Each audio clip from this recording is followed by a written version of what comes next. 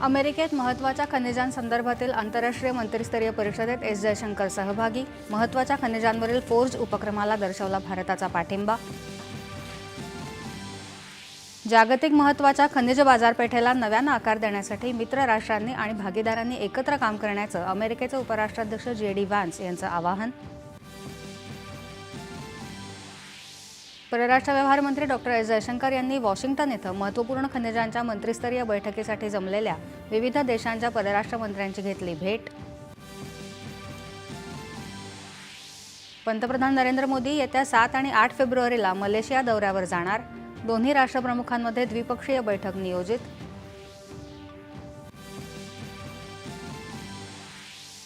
AI impact शिखर परिषदेची धुरा उचलल्याबद्दल संयुक्त राष्ट्रांचे सरचिटणीस अँटोनियो गुटेरेस यांच्याकडून भारताची प्रशंसा. परिषदेत सहभागी होण्यासाठी गुटेरेस भारतात येणार.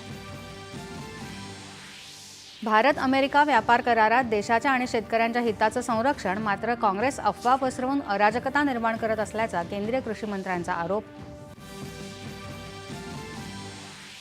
सहकारातून समृद्धीच्या दिशेनं केंद्र सरकारचं आणखी एक पाऊल. देशातल्या पहिल्या सहकार आधारित भारत टॅक्सीचा केंद्रीय सहकार मंत्री अमित शहा आज करणार प्रारंभ.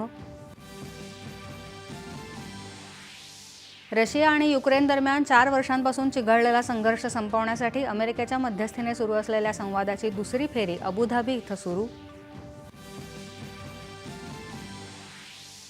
मुंबई-पुणे द्रुतगती मार्गावर टँकर उलटल्यानं झालेली वाहतूक कोंडी 35 तासांनंतर संपली. वाहतूक सुरळीत सुरू.